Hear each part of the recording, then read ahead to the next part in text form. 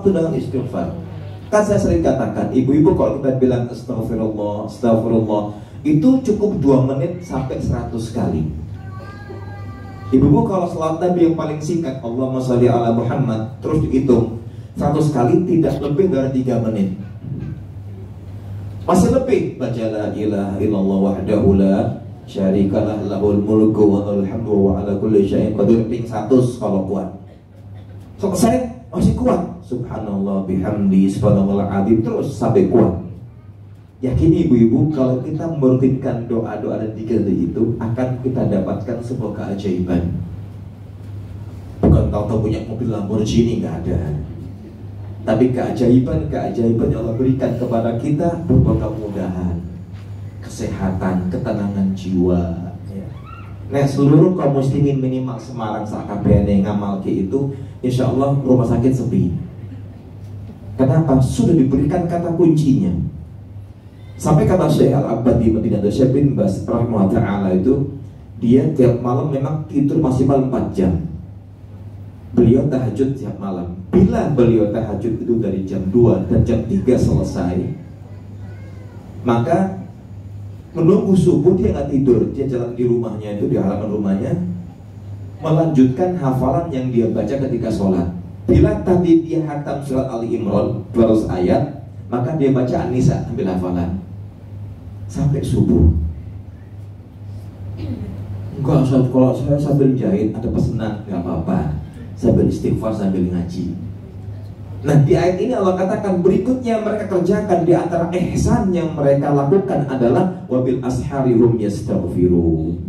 Dan ketika menjelang sahar, jadi kalimat sahar itu kubail fajr, sesaat sebelum subuh, dengan istighfar. Ini kata para ulama, sunnah yang nyaris ditinggalkan oleh kaum muslimin. Kita kan kalau hari ini paling nggak bisa mengelirik HP. Mengelirik, langsung manggil HP, ada status. Coba HP itu diperlakukan dengan semestinya. HP jam 9 sampai subuh kamu libur. Kecuali telepon dari orang tua, saudara, kerabat, silakan diangkat. Tapi kalau fokus beribadah, cobalah fokus berzikir, beristighfar. Yakin ibu, kalau ikhlas berbuat itu, Anda akan mendapatkan keajaiban yang tidak disangka-sangka. Kenapa? Karena Anda sedang berinteraksi dengan yang Maha Kuasa, dengan Allah yang Maha beri rezeki, yang Maha memberi kita segala hal yang Allah kehendaki kepada kita. Bahkan Allah dan mengatakan sama kita, ketika Nabi mengatakan Allah akan turun ke langit dunia di sepertiga malam terakhir. Dan kita nggak boleh tanya bagaimana turunnya, itu rahasia Allah, itu perkara yang gaib. Allah mengatakan, adakah di antara hambaku yang malam ini minta, aku kabulkan permintaannya. Allah nanya, ada nggak hambaku yang malam ini minta?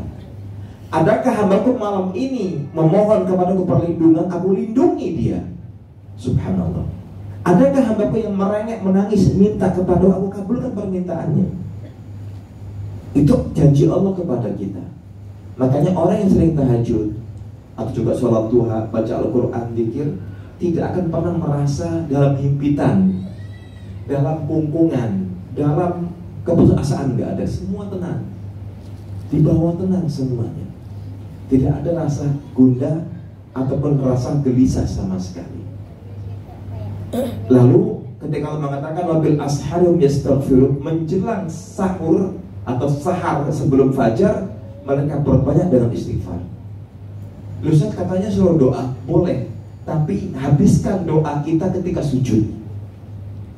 Kalau ibu tahajud 11 rakaat, habiskan doa di situ. Per sujud minimal 5 doa, nek apal kabeh.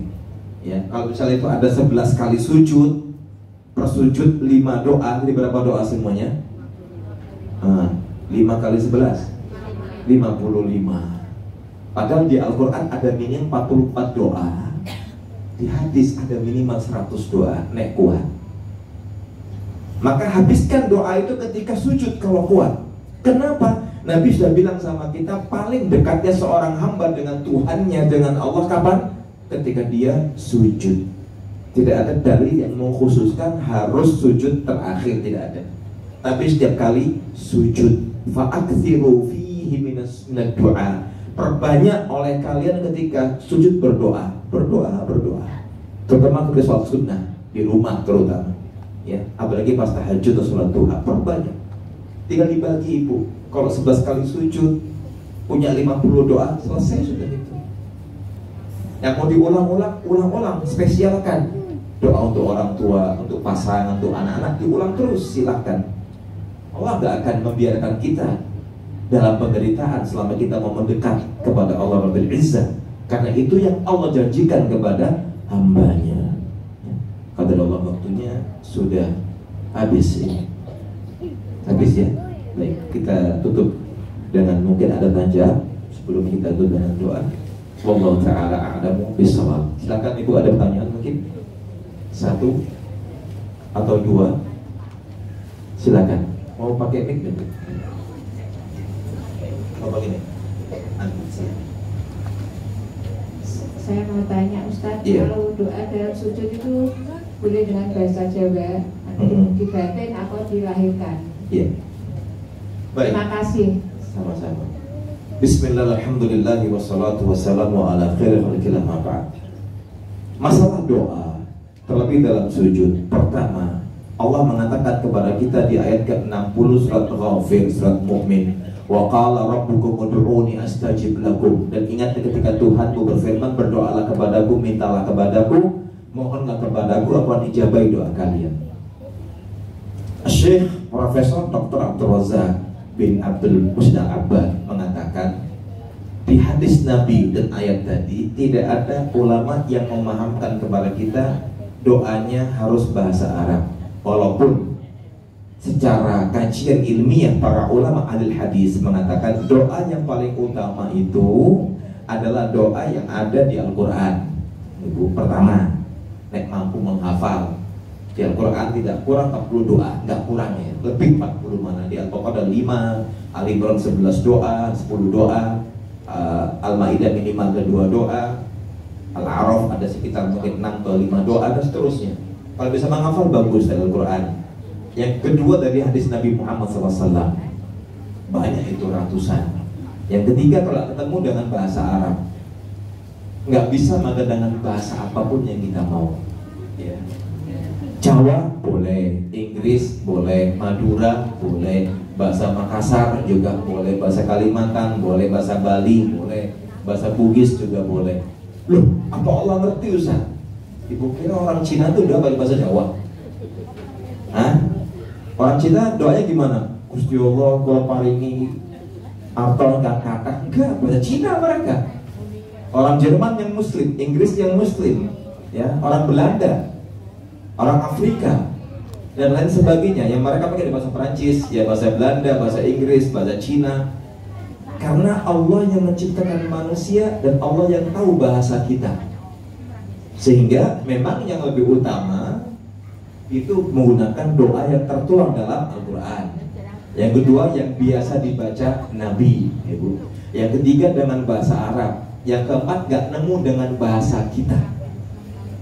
Jadi gak dibatin, tapi dilafatkan. Doa itu diniatkan dalam hati dan dilafatkan, gak batin.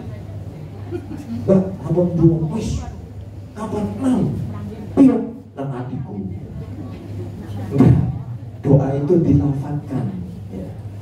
Dilafatkan, diucapkan, Rabbighfirli wali walidayya warhamhuma kama rabbayani shaghira, dan seterusnya. Dan mintalah apa yang kita minta. Terkadang kita bingung, maaf Ustaz, saya ini punya 10 permintaan, lek disebut angel, pakai doa sabu jagat yang paling gampang. Cuma Indonesia yang paling hebat menamakan doa sabu jagat. Rabbana atina fid dunya hasanah wa fil akhirati hasanah wa qina adzabannar. Ini yang pernah saya sampaikan kepada seorang penanya 20 tahun yang lalu, nanya saya, Ustaz, saya sudah keliling nanya sekian Ustaz, nggak ada yang bisa jawab. Loh kenapa?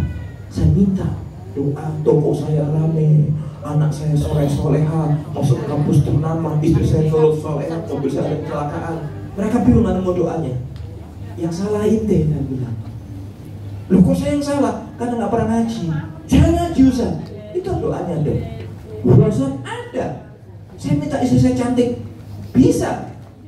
Istri saya solehah, bisa. Anak saya solehah, bisa. Toko saya aman, bisa. Mana Ustaz? Rabbana atina fid dunya hasanah wa fil akhirati hasanah. Itu saya hafal, Ustaz. Dibaca enggak? Lupa. Ya sudah. Ketika Allah mengajarkan kita doa yang paling indah, yang orang kita menyebut sapu jagat, artinya apa Bu? Nyapu jagat raya. Istilah orang kampung saya kalau mengundang orang semua sapu lantai katanya.